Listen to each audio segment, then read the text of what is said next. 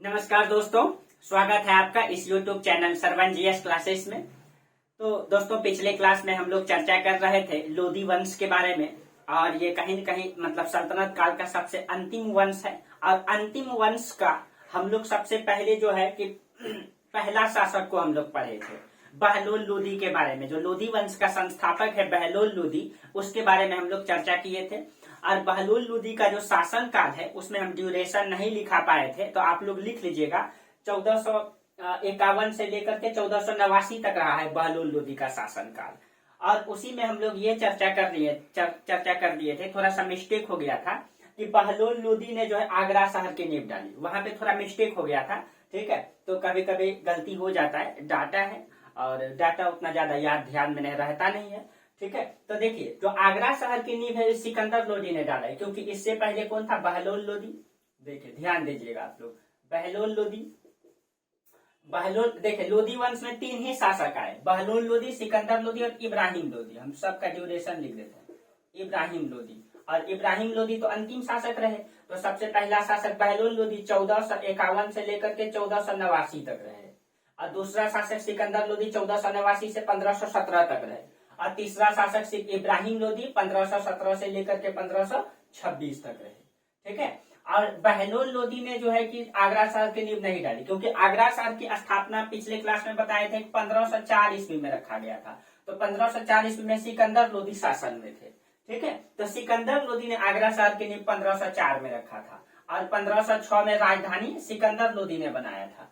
ठीक है, तो पिछले क्लास में थोड़ा सा मिस्टेक हो गया था। ठीक है, डाटा है, गलतियां हो जाती है। ठीक है, गलतियां इंसान से ही होती है, और डाटा कितना याद रहता है। और बहुत सारे लोग यहाँ पूछते भी हैं कि सर डाटा याद नहीं रहता है, डाटा याद नहीं रहता। देखिए, किसी भी चीज का मतलब डाटा बहुत सीमित तक ही याद रह सकता है। इंसान का मस्तिष्क जो है ना सीमित है, और जिस दिन सारा डाटा याद हो जाएगा ना उस दिन इंसान पागल हो जाएगा, या तो इंसान सीमित हो जाएगा।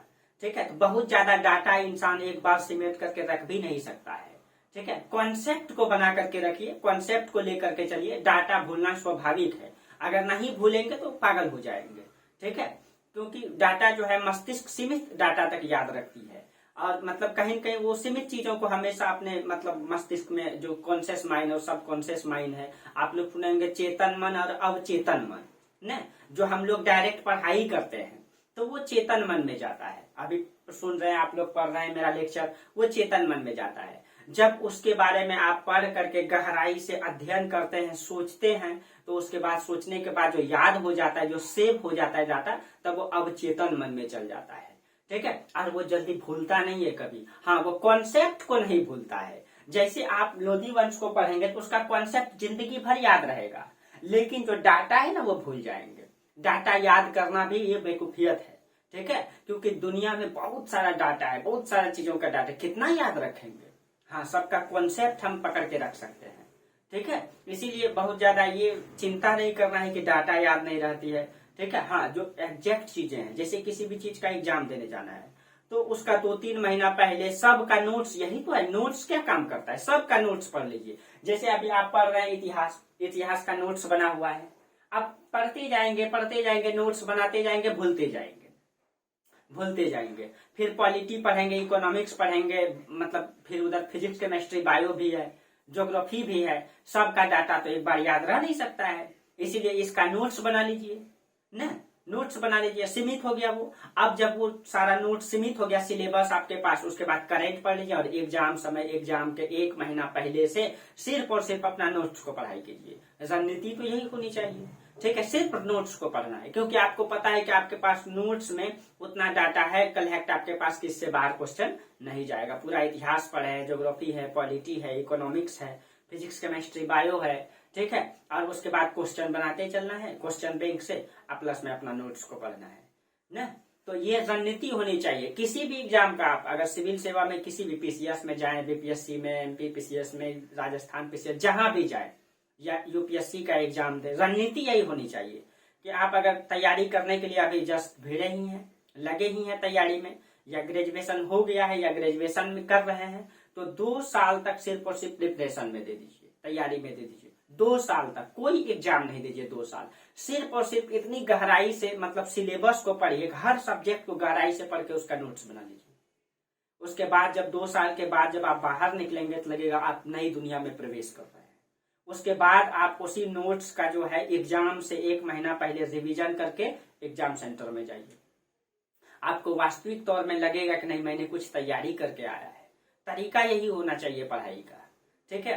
बाकी सब अपना अपना मतलब कॉन्सेप्ट से चलते हैं, लेकिन एक तरीका ये होनी चाहिए जो बेहतर रणनीति है, चाहे आप किसी से भी बात करेंगे तो क्या। चलिए, तो डाटा के बारे में बोल रहे थे। तो डाटा मतलब बहुत ज्यादा सदमा में नहीं जाना है कि डाटा याद नहीं रहता है, कितना चीजें याद रखा जाएगा क्या।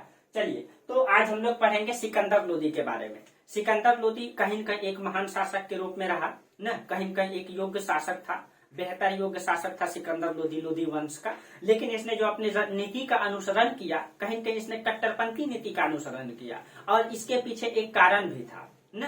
पहले के राजा जो है कि राजनीतिक उपलब्धि को प्राप्त करने के लिए जनता का, आज भी ये कॉन्सेप्ट चलता है, चाहे उस समय का राजा रहे, अभी का राजा रहे, ठीक है। जनता की दिल को जीतने के लिए जो बहुमत, जिसका जनता का बहुमत होता था, उनका प्राप्ति करने के लिए सत्ता के लोभ लालच में कहीं न कहीं कट्टरपंथी नीति का अनुसरण करता था। और यहाँ सिकंदर लोदी के समय ये दिखाई देता है, ठीक है। देखिए, जो सिकंदर लोदी ने जो अनुसरण किया इस नीति का, इसने कहीं कहीं हिंदू विरोधी नीति का अनुसरण किया। इसके पीछे क्या कारण है?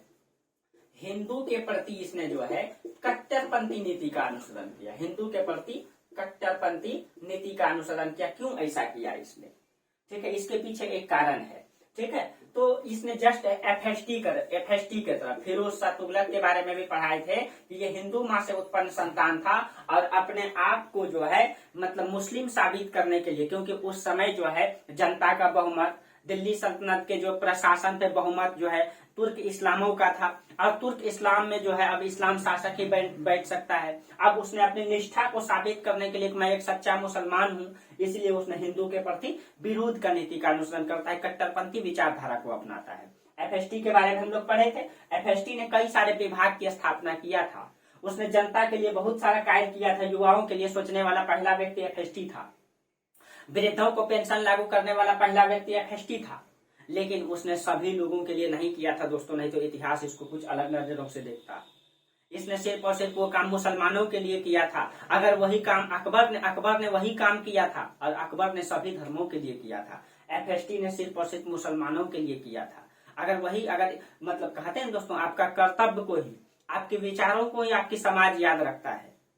आप अच्छे विचार के हैं, यह समाज देखता है, हर चीजों को देखता है। फैसला भले ही मतलब सब ऊपर वाला प्रकृति देखने वाला है, भले ही समाज किसी भी रूढ़िवादी परंपरा से चले या किसी भी गलत विचारधारा से चले, लेकिन जो प्रकृति का फैसला होता है वो एक ही फैसला होता है, ठीक है। तो कहीं कहीं एफएसटी ने भी अगर अच्छे कर्म को किए होते, इसने सभी के लिए किया होता, शायद इतिहास इसको कुछ और नजरों से देखता। और हमारे समाज में भी वही होता है, जब किसी लोगों की मृत्यु हो जाती है, मरने के बाद तो दोस्तों सब कोई अच्छा ही कहता है, लेकिन जो भला लोगों की जब मृत्यु होती है ना, तो समाज कहता है बहुत भला इंसान था।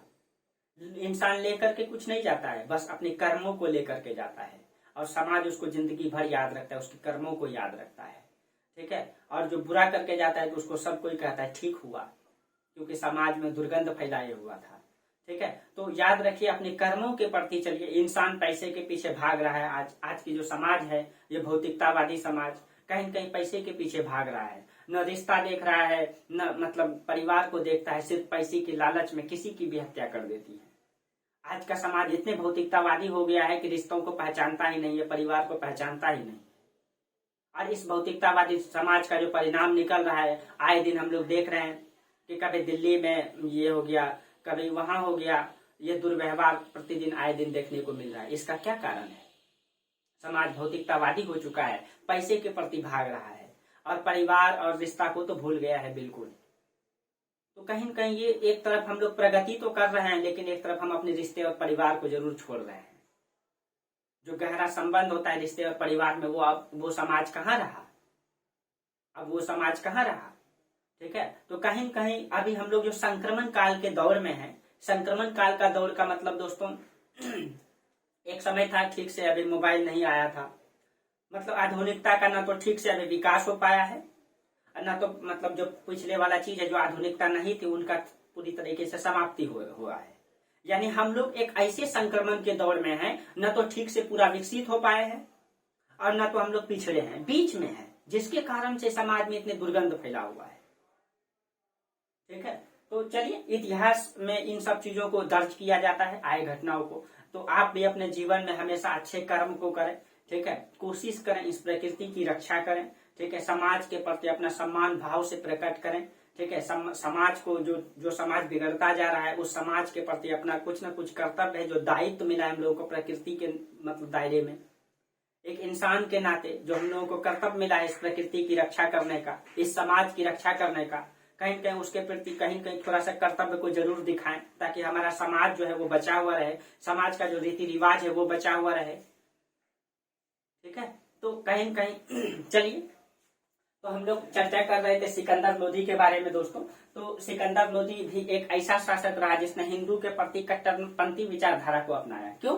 क्योंकि इसका जो पिता था बहलोल लोधी था, न बहलोल लोधी की एक पत्नी थी जो हिंदू थी। ठीक है, बीबी आम्भा, उसका नाम था बीबी आम्भा।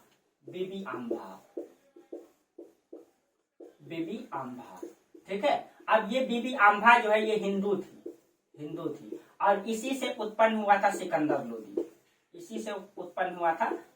लोधी। सिकंदर लोधी मूल नाम नहीं है, सिकंदर लोधी का मूल नाम था निजाम खां। ये सिकंदर लोधी तो उपाधि है इसका मूल नाम है निजाम खां। ठीक है, तो ये एक हिंदू मां से उत्पन्न संतान था। ये क्वेश्चन भी पूछा जाता है कि निम्नलिखित में कौन कौन से ऐसे शासक हैं जो मुस्लिम शासक है जो हिंदू मां से उत्पन्न हुआ है। ठीक है, जैसे आप लोग जानते हैं जहांगीर, शाहजहां। ठीक है, उस तरह सिकंदर लोधी, कई सारे शासक के बारे में चर्चा किए थे हम लोग। तो उसी तरह तो बहलोल लोधी का पत्नी हो गया आपका बीबी आम्भा जो हिंदू थी, इसी से उत्पन्न हुआ सिकंदर लोधी। ठीक है, अब इसके पास जब ये दिल्ली सल्तनत पे गद्दी पे बैठेगा, इसके पास सबसे बड़ी समस्या उभर करके ये आया कि ये अपने आप को कैसे साबित करेगा कि हम सच्चे इस्लाम हैं, क्योंकि ये तो हिंदू मां से उत्पन्न हुआ है। इसने सच्चे इस्लाम हैं इस बात को साबित करने के लिए इसने जो है हिंदू के प्रति कट्टरपंथी विचारधारा को अपनाया और जितने भी कार्य किया वो उस हिंदू के विरोध में किया।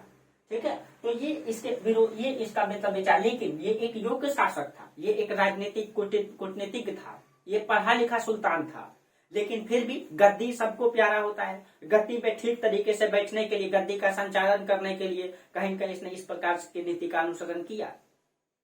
ठीक है, लेकिन कई सारे ऐसे भी शासक आए दोस्तों जिसने उदारपंथी विचारधारा से काम किया। एमबीटी को देख लीजिए, वो भी पढ़ा लिखा शासक था, वो उदार विचारधारा से काम किया। अकबर को देख लीजिए, शाहजहां को देख लीजिए, जहांगीर को देख लीजिए।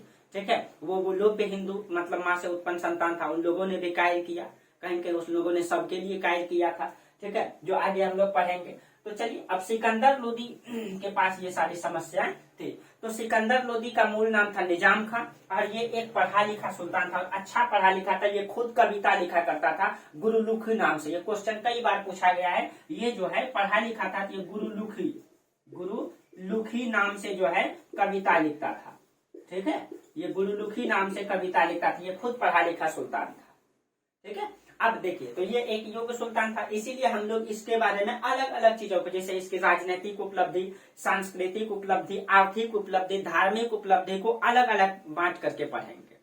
ठीक है, अलग अलग बांट करके पढ़ेंगे। तो देखिए, चलिए, तो अब हम लोग इसके बारे में एक एक करके चर्चा करते हैं।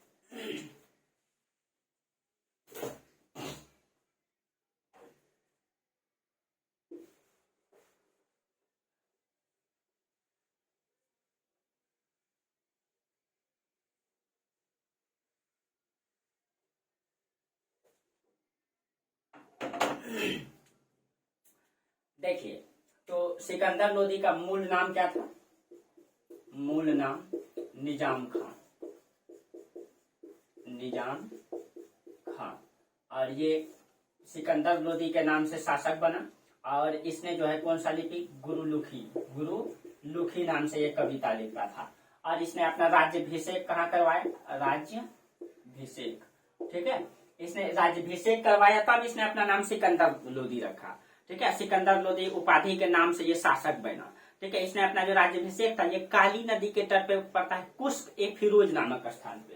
तो राज्याभिषेक जो है काली नदी के तट पे किया था, काली नदी, और काली नदी का स्थान है कुश्क ए फिरोज। कुस्क ए फिरोज नामक स्थान पे इसने अपना राज्याभिषेक करवाया था।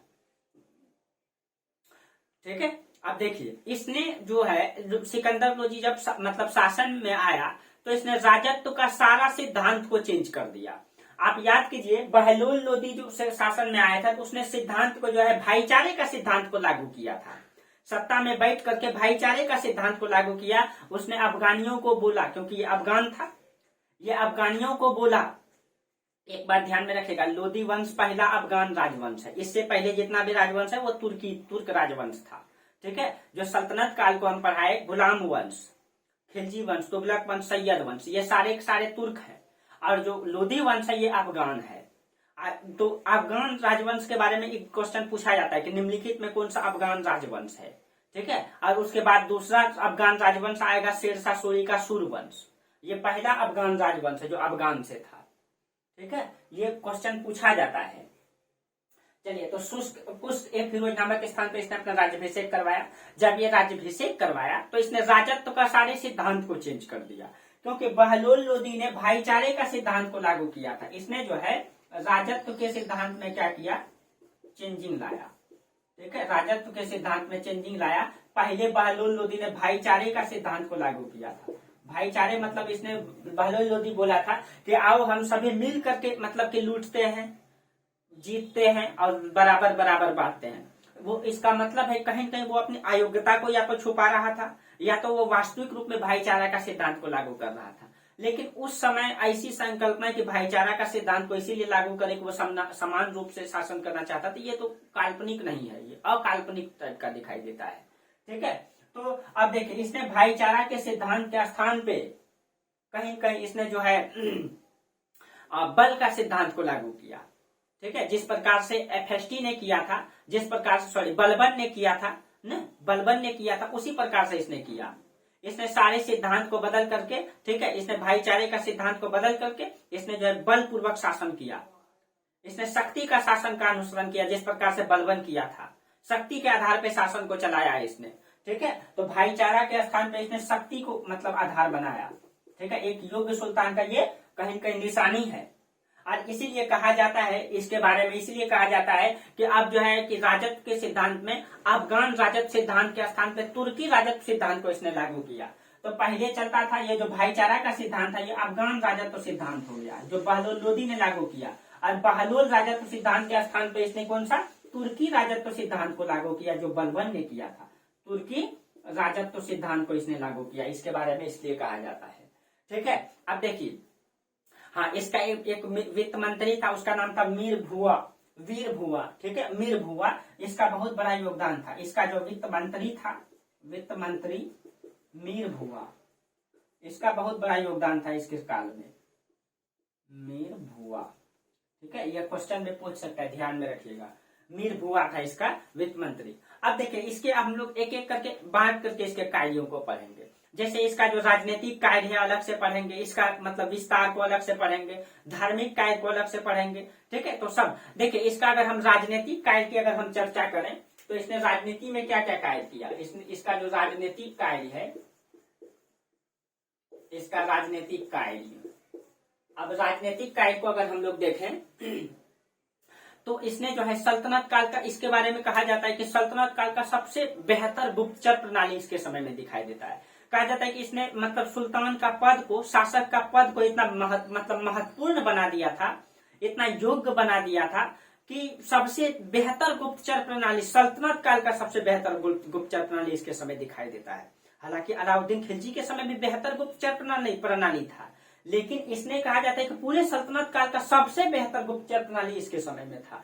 ठीक है, क्योंकि इसने जो है सुल्तान का पद को इतना महत्वपूर्ण बना दिया था। जितना कमजोर था बलबन के समय उतना ही ज्यादा मजबूत बना दिया, बहलोल लोदी के समय उतना ही मजबूत बना दिया सिकंदर लोदी ने। तो इसने जो है इसका समय में सल्तनत काल का सबसे बेहतर गुप्तचर प्रणाली, सल्तनत काल का सबसे मजबूत गुप्तचर प्रणाली को इसने लागू किया। ठीक है, सबसे मजबूत गुप्तचर प्रणाली को इसने लागू किया। अब देखिए, अब इसने जो है, अब कहा जाता है कि सेनाओं में भ्रष्टाचार को खत्म करने के लिए फिर से जिस प्रकार से बलबन ने किया था, अलाउद्दीन खिलजी ने किया था, ठीक है, दाग और हुलिया प्रथा को, तो इसने सेनाओं में भ्रष्टाचार खत्म करने के लिए फिर से, ठीक है, सेनाओं में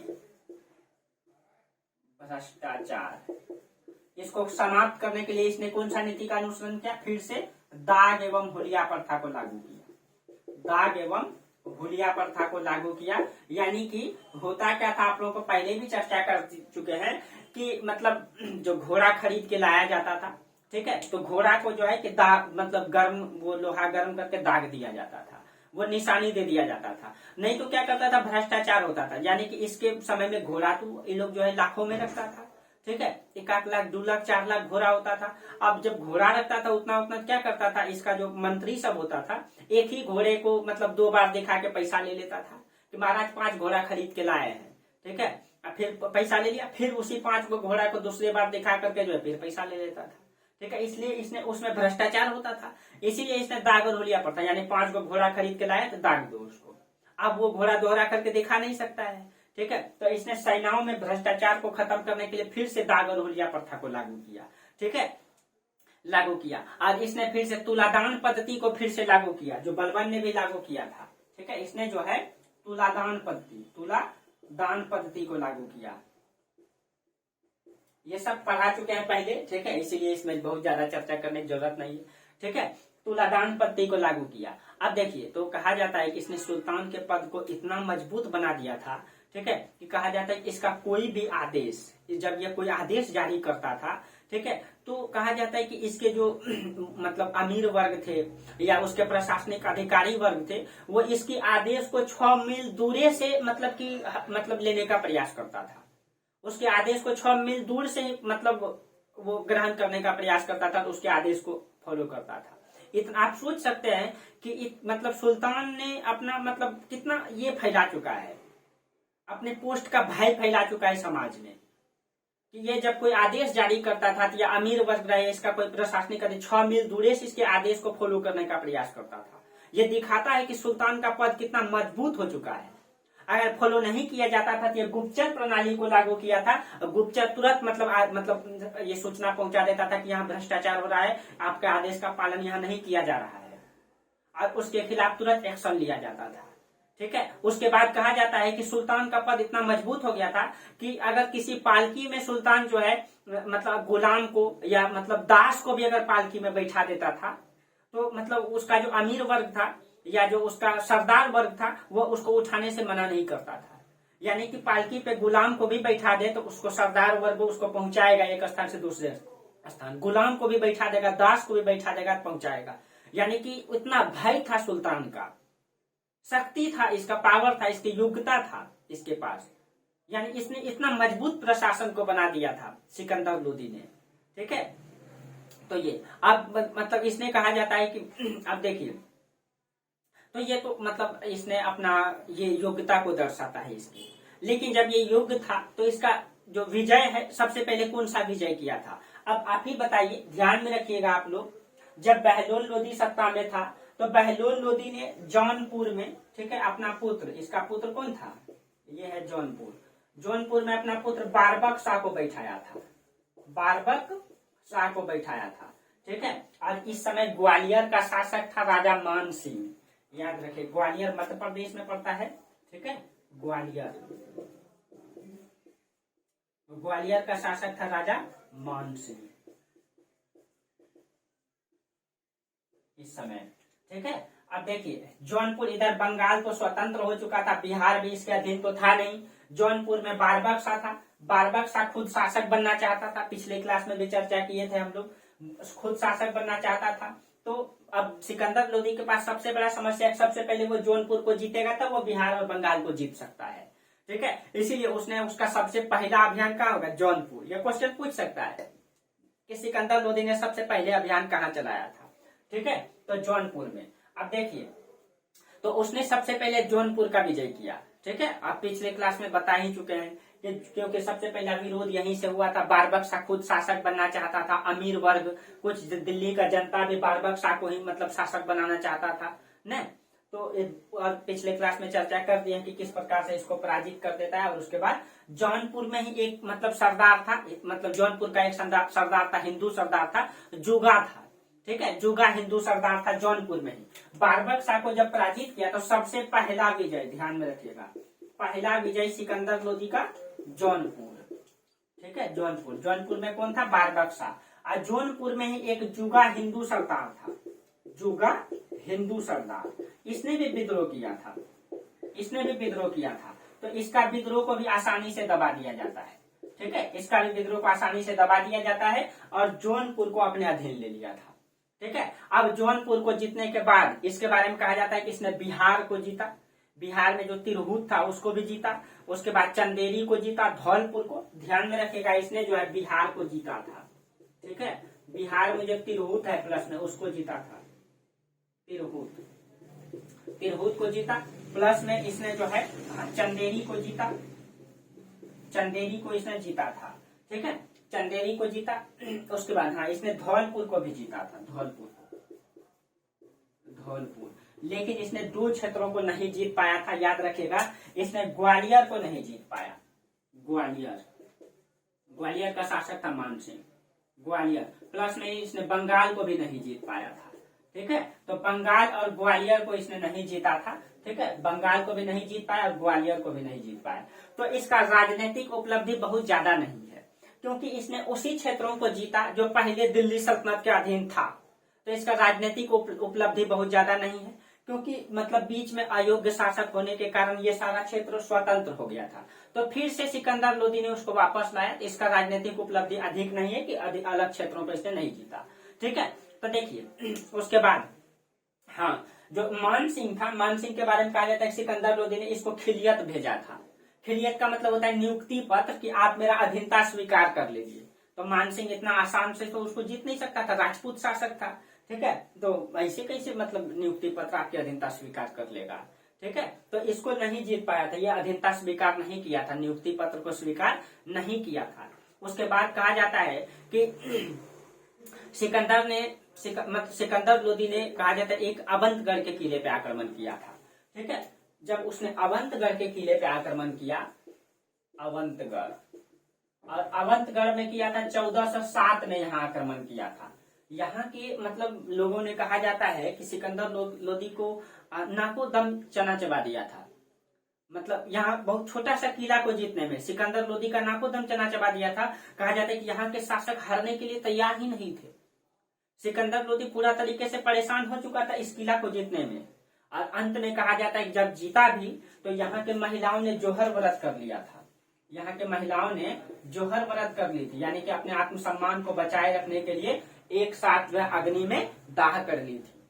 क्योंकि जब आक्रमण होता था, सेना जब आक्रमण करते थे तो महिलाओं को भी कभी कभी महिलाओं के साथ ये किया जाता था। इसलिए महिलाएं अपने सम्मान को बचाए रखने के लिए, ठीक है, वो एक साथ जो है पूरा अग्निदाह में जब उसका किला को जब जीत लिया जाता था तो वो पहले तैयार रखती थी आग लगा करके और उसमें कूद जाती थी। तो यहीं के महिलाओं ने जोहर व्रत कर ली थी। क्वेश्चन पूछ सकता है, ठीक है। तो ये ध्यान में रखेगा, अवंतगढ़ के किला को जीतने में वहां की महिलाओं ने जोहर व्रत की थी, ठीक है। उसके बाद इसने बादलगढ़ का किला का मतलब राजस्थान में इसने बादलगढ़ का किला बनाया था। देखिए जब इसने मतलब 1504 ईस्वी में 1504 में आगरा शहर के निर्माण किया। आगरा शहर का निर्माण इसलिए किया था, ठीक है, क्योंकि ये जो राजपूताना है, ये राजपूत से बार बार विद्रोह होता था सिकंदर लोदी के समय। और सिकंदर लोदी मतलब राजपूत क्षेत्र में आक्रमण मतलब यहाँ दिल्ली से जब यहाँ आता था विद्रोह को दबाने के लिए, ठीक है, विद्रोह को दबाने के लिए आता था, विद्रोह दबा के जाता था तो दिल्ली, फिर यहाँ विद्रोह हो जाता था। इस प्रकार से बार बार समस्याएं होती थी राजपूताना क्षेत्र में, ठीक है, क्योंकि राजपूत योग्य थे, लड़ाकू थे, इसीलिए उसने उसके दक्षिण में आगरा शहर की नींव डाली जो बगल में पड़ता है, राजस्थान के सीमा से सटा हुआ है लगभग, ठीक है। तो यहाँ पे आगरा शहर की नींव डाल दी 1504 में। और इस क्षेत्र को कंट्रोल करने के लिए 1506 ईस्वी में इसने आगरा को राजधानी ही बना दिया। इसने राजधानी बना दिया और यहीं पे इसने राजस्थान में पड़ता है, आगरा के बगल में ही पड़ता है राजस्थान के, ठीक है, अवंतगढ़, ये राजस्थान में पड़ता अवंतगढ़। इसने अवंतगढ़ का किला बनवाया था, अवंतगढ़ का किले बनवाया था, ध्यान में रखिएगा। और ये राजपूताना को कंट्रोल करने के लिए, क्योंकि पूरा भारत, आप ध्यान में रखिए दोस्तों, ठीक है, कि ये राजस्थान के, पंजाब के और उत्तर पश्चिम के जो हरियाणा के क्षेत्र हैं, इधर से हमेशा आक्रमण होता रहा है, आक्रमण होता रहा है। और ये क्षेत्र लड़ाकू प्रवृत्ति का क्षेत्र, क्योंकि आक्रमण से लड़ते लड़ते उसका प्रवृत्ति हो गया है लड़ना, ठीक है। इसीलिए जब यहाँ के शासक आते थे तो उनको पूरे भारत जीतने में आसानी होता था, लेकिन ये राजपूताना क्षेत्र को जीतने में बहुत कठिनाई होता था, क्योंकि वो इतनी जल्दी अधीनता स्वीकार नहीं करते थे। अकबर के समय याद कीजिए, महाराणा प्रताप, एक छोटे से क्षेत्र का शासक, अकबर पूरे हिंदुस्तान को जीत लिया, लेकिन महाराणा प्रताप एक छोटे से क्षेत्र, मेवाड़ का क्षेत्र को लेकर के कभी भी वो अकबर के समय घुटने नहीं टेका। ये है राजपूत का पावर, ठीक है। वो कभी घुटने नहीं टेका अकबर के समय। एक छोटे से क्षेत्र, यानी पूरे हिंदुस्तान को अकबर जीत लिया, छोटे से क्षेत्र का महाराणा प्रताप छोटे से क्षेत्र का शासक, उसने कभी घुटने नहीं टेका। तो अलाउद्दीन खिलजी के समय भी देख लीजिए, अलाउद्दीन खिलजी भी पूरा हिंदुस्तान को जीत लिया, लेकिन चित्तौड़ और रणथंभौर जीतने में मतलब अलाउद्दीन खिलजी का हालत खराब हो गया था ना, आपको याद कीजिए। तो कहीं कहीं ये क्षेत्र बहुत लड़ाकू था। इसको कंट्रोल करने के लिए, इसलिए कंट्रोल करने के लिए आगरा शहर की नींव डाली और वहां पे अवंतगढ़ का किला बनवाया सिकंदर लोदी ने, और आगरा को भी राजधानी बनाया इसी कारण से, ताकि इसको ठीक से कंट्रोल किया जा सके। इसको कंट्रोल कर लेने का मतलब है कि भारत लगभग कंट्रोल में रहता था, ठीक है। तो ये इनका यहाँ बादलगढ़ का किला, सॉरी यहाँ अवंतगढ़ का किला नहीं दोस्तों, यहाँ बादलगढ़ का किला। अवंतगढ़ का किला को तो जीता था थोड़ा, यहाँ बादलगढ़ का किला निर्माण किया, बादलगढ़। ये बादलगढ़ का किला राजस्थान में इसने बनवाया, अवंतगढ़ को तो जीता था, ठीक है। और 1504 में आगरा शहर के लिए गया, 1506 में इसने राजधानी बनाया, ठीक है। चलिए उसके बाद देखिए, उसके बाद थोड़ा सा इसका अलग अलग नीतियों का भी अनुसरण कर ले। यहाँ तक आप लोगों को समझ में आया होगा। जहां दिक्कत हो आप लोग कमेंट जरूर कीजिएगा और इसका नोट्स जरूर बनाइए। आप लोगों को जो है पीडीएफ भी मिल जाता है टेलीग्राम ग्रुप में, और उसका नोट्स आप लोग बनाते रहेंगे।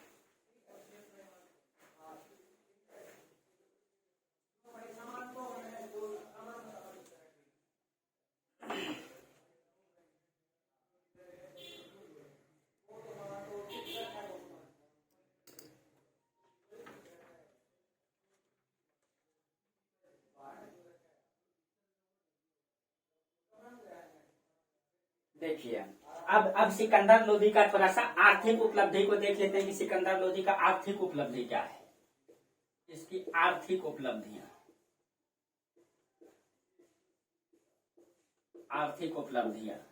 अब आर्थिक उपलब्धियां की अगर हम बात करें, इसने क्या क्या काम किया था। इसने सबसे पहले भूमि का पैमाइश करवाया। इसने जो है अपने समय में पूरे भूमि का पैमाइश करवाया, और भूमि का पैमाइश करवा करके, भूमि का पैमाइश करवाने के लिए इसने एक मतलब वो जारी किया था, मापने के लिए एक यंत्र जारी किया जिसको कहते हैं गज ए सिकंदरी, ठीक है। इसने जो है भूमि का पैमाइश करने के लिए गज ए सिकंदरी लागू जारी किया था, और ये गज ए सिकंदरी 1586 तक चलता रहा। 1586 यानी अकबर के समय तक। और जब अकबर शासन में आया तो अब अकबर ने जो है गज ए इलाही को लागू किया, तब उस समय तक चलता रहा गज ए इलाही। तब तक जो है गज ए सिकंदरी ही चल रहा था, जब तक अकबर ने गज ए इलाही नहीं लागू कर दिया था। और गज ए सिकंदरी और गज ए इलाही दोनों का जो अनुपात है, ये क्वेश्चन पूछा जाता है, 39:41 है। 39:41, ठीक है। गज ए सिकंदरी और गज ए इलाही का अनुपात, ठीक है। अब देखिए, अब इसने हिसाब किताब के लिए, यानी कि बेहतर अर्थव्यवस्था मजबूत रहे, हिसाब किताब को रखने के लिए इसने लेखा परीक्षा प्रणाली को लागू किया था। इसने हिसाब किताब को ठीक से चलता रहे, इसके लिए हिसाब किताब के लिए लेखा परीक्षण प्रणाली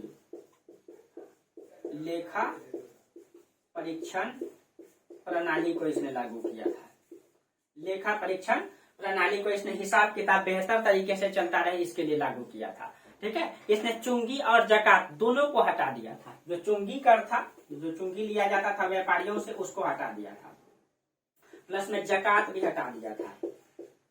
जकात भी इसने हटा दिया था, ठीक है। तो आपको पता है कि जकात किससे लिया जाता था, जो इस्लाम होते थे उनसे धार्मिक कर है एक प्रकार का, जो जकात है ठीक है, लिया जाता था। तो क्योंकि इसने जो है इस्लाम के प्रति जो है उदार मतलब विचारधारा को अपनाया था, इसीलिए इसने जकात को हटा दिया था, धार्मिक कर को भी हटा दिया था जो सब शासक वसूला था। ये ध्यान में रखिएगा आप लोग, ठीक है। और इसने मुद्रा भी चलाया था, इसने तांबे का टंका जारी किया था। इसने जो है तांबे का टंका जारी किया था। तो ये इनका आर्थिक उपलब्धियां था, ठीक है, ये इनका आर्थिक। और इसकी धार्मिक उपलब्धि की अगर बात करें तो आप लोग को चर्चा भी कर दिए हैं। इसकी धार्मिक उपलब्धि क्या है? धार्मिक उपलब्धि, अब देखिए धार्मिक उपलब्धि में यानी धर्म में इसने क्या सुधार किया। तो सबसे पहले धार्मिक उपलब्धि में तो इसने जो है FST के तरह कायद किया। ये जो है हिंदू के प्रति कट्टरपंथी विचारधारा को अपनाया और कहीं न कहीं अपने आप को सच्चा इस्लाम साबित करने के लिए, क्योंकि यह हिंदू माँ से उत्पन्न था, इसीलिए सच्चा इस्लाम साबित करने के लिए इसने इस्लाम के प्रति काम किया और हिंदू के विरोध में जाकर के काम किया, ये अनुसरण किया। और ये एक सुन्नी मुसलमान था और शिया के प्रति भी इन्होंने जो है कट्टरपंथी विचारधारा को अपनाया। ये जो है सिकंदर लोदी एक सुन्नी मुसलमान था। आप लोगों को पता है कि मुस्लिम धर्म में जो है शिया और सुन्नी होते हैं। अब तो कई सारा हो गया, 12 हजारा और कई सारा होता है उसमें, ठीक है। तो ये एक सुन्नी मुसलमान था और शिया को उदारवादी मुसलमान माना जाता है, ठीक है। जो शिया और सुन्नी होते हैं, ये तो सुन्नी है और जो एक शिया होता है, तो शिया को उदारवादी इस्लाम माना जाता है। तो अब देखिए इसने जो है मतलब शिया के प्रति भी कट्टरपंथी विचारधारा को अपनाया था। इसने क्या किया था, इसने अपने आदेश के द्वारा थानेश्वर जो हरियाणा में पड़ता है, वहां पे लगने वाला हिंदू मेलों पर इसने प्रतिबंध लगा दिया था। यह इसकी धार्मिक नीति है, ठीक है। तो हरियाणा में पड़ता है आपका, हरियाणा में पड़ता है थानेश्वर, यहाँ पे हिंदू धर्म का मेला लगता था, ठीक है, हिंदू धर्म का मेला लगता था। इसको इसने समाप्त कर दिया था, ठीक है। इसको इसने इस पर प्रतिबंध लगा। इन्होंने यमुना नदी के तट पर, देखिए हिंदू धर्म का जितने भी मतलब लगभग कायद होते हैं, लगभग सब कायद नदी के किनारे होते हैं, नदी तट पे होते हैं। तो इसने यमुना नदी के किनारे जो है मुंडन को समाप्त किया था। यमुना किनारे इसने जो हिंदू धर्म में मुंडन प्रक्रिया होता है मृत्यु के बाद, उसको इसने समाप्त कर दिया था, ठीक है, उसको इसने समाप्त। और इसने ये भी कहा था, इसने ये भी जारी कर दिया था आदेश कि कोई भी मुसलमान नाई हिंदू का मतलब कि बाल दाढ़ी नहीं बनाएगा, ठीक है। इसने कहा था कोई भी मुस्लिम नाई, कोई भी मुस्लिम नाई हिंदू का बाल दाढ़ी नहीं बनाएगा, बाल दाढ़ी नहीं बनाएगा, ठीक है। ये इसने आदेश जारी कर दिया था। और कहा जाता है कि सिकंदर लोदी अपना मतलब दाढ़ी खुद शेविंग करता था वो, ठीक है। जबकि इस्लाम धर्म में ये परंपरा नहीं, इस्लाम धर्म में दाढ़ी बनाने की परंपरा है, लेकिन सिकंदर लोदी अपना दाढ़ी खुद बनाया करते थे, ठीक है। और हिंदुओं पर इसने पुनः जजिया कर लागू किया था, ठीक है। जो धार्मिक कर होता था जजिया कर जो गैर इस्लाम से लिया जाता था, यानी कि अभी हिंदुस्तान में मुस्लिम सत्ता था, यानी मुस्लिम शासन था। तो इसने और जो इसके राज्य में मुस्लिम राज्य में अगर कोई अन्य धर्म का लोग रहता था तो उससे जो है ये कौन सा जजिया कर लेता था। यानी अगर कोई मुसलमान नहीं है, ईसाई है, पारसी है, जैन है, हिंदू है, तो उसको जजिया कर देना पड़ेगा। और जो इस्लाम है उसको टैक्स नहीं देना पड़ेगा, ठीक है। तो ये कई बार बता चुके हैं, ठीक है। अब देखिए इसने शिया मुसलमानों के लिए भी इसने मतलब फरमान जारी किया था। ये सुन्नी था, इसलिए इसने शिया मुसलमान के लिए फरमान जारी किया था, कोई भी शिया तजिया नहीं निकालेगा, ठीक है। तो इसने शिया जो तजिया निकालते थे उसको प्रतिबंध कर दिया था इसने। और सैयद एक मतलब क्या कहते हैं उनको,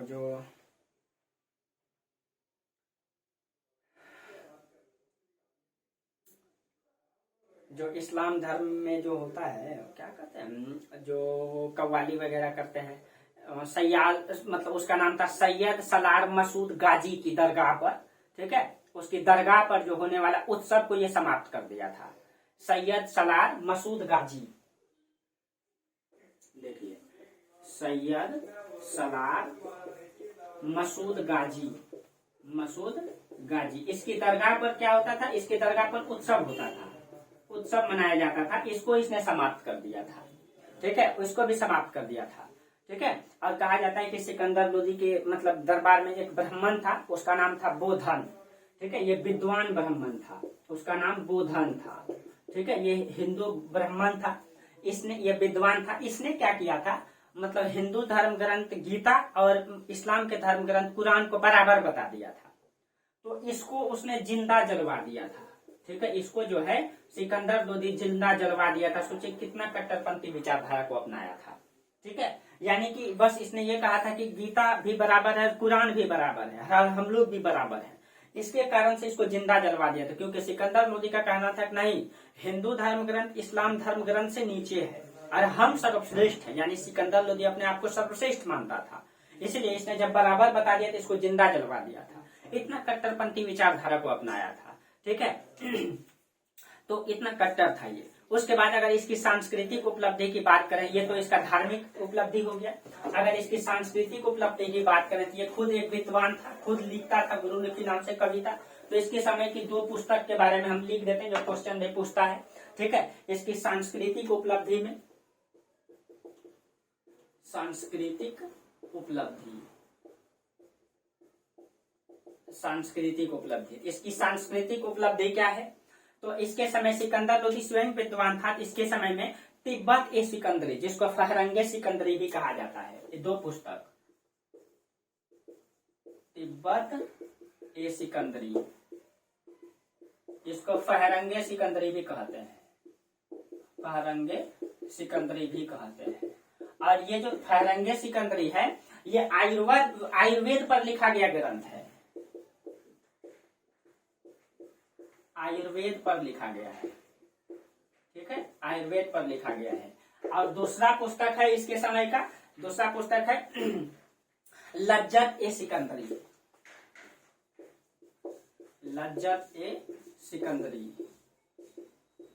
ये जो लिखा गया है, ये लज्जत ए सिकंदरी, ये संगीत पर लिखा गया ग्रंथ है, ये संगीत पर लिखा गया है। ठीक है, ये इसका धार्मिक मतलब सांस्कृतिक उपलब्धि है। ठीक है, और ये इतना बातें सिकंदर लोदी से आप लोग ध्यान में रखिएगा। और देखिए, आप लोग एक रणनीति हमेशा हम आपको लोगों को बताते हैं, जैसे कि हिस्ट्री आप पढ़ रहे हैं तो आपको पहले ही बता चुके हैं, अगर आप पीसीएस की तैयारी बेहतर तरीके से करना चाहते हैं, आप चाहते हैं कि मेरा एग्जाम निकले, एकदम बेहतर तैयारी करना चाहते हैं, या तो आप पार्ट 1 में हैं या मतलब ग्रेजुएशन कर लिए हैं। ठीक है, तो आप लोग सबसे पहले 2 साल सिलेबस में दे दीजिए जी जान झोंक के, और कम से कम प्रतिदिन 8 घंटा तो पढ़ाई होनी चाहिए।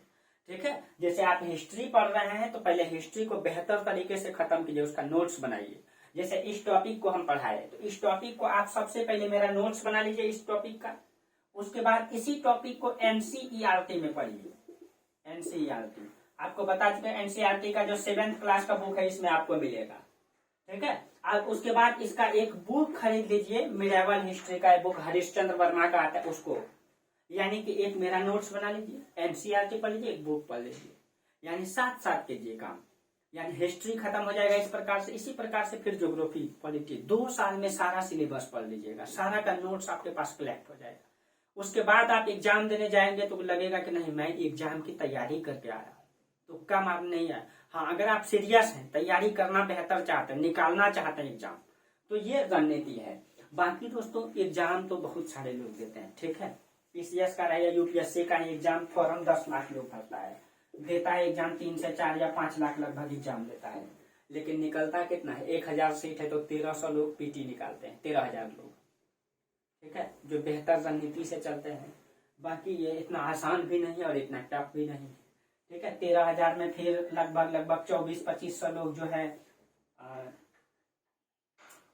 यानी 3 गुना मेंस निकालते हैं, फिर वो इंटरव्यू का चयन के लिए जाते हैं। तो कहीं कहीं टफ तो है, लेकिन इसमें रणनीति होनी चाहिए। कंपटीशन ये 10 लाख में नहीं है, कंपटीशन मात्र 5% में है, जो बेहतर रणनीति से बेहतर तैयारी करते जाते हैं, मात्र 5% में कंपटीशन है। ठीक है, चलिए तो यहाँ आज हम लोग रहने देते हैं। फिर सिकंदर लोदी के बाद जो है लोदी वंश का अंतिम शासक आएगा इब्राहिम लोदी। अगले क्लास में हम लोग इब्राहिम लोदी को पढ़ेंगे, और इब्राहिम लोदी के समय ही बाबर का आक्रमण होगा और हिंदुस्तान में मुगल वंश का नींव रखा जाएगा। यानी अगले ही क्लास में हम लोग पढ़ेंगे पानीपत का प्रथम युद्ध। जिसमें बाबर ने किस प्रकार से तुगलमान नीति का अनुसरण किया था उसके बारे में भी हम लोग चर्चा करेंगे। ठीक है, तो चलिए दोस्तों आज यहीं तक रहने दीजिए। ठीक है, अगर कहीं गलती हो जाती है, कहीं त्रुटि हो जाती है तो आप लोग भी कमेंट करके बता दिया कीजिए। ठीक है, क्योंकि गलतियां तो सबसे होती है। चलिए फिर बाकी आप लोग अच्छे से पढ़ाई कीजिए और एकदम कम सिलेबस में लगे रहिए। चलिए तब तक के लिए आप लोगों को बहुत बहुत धन्यवाद। Thank you.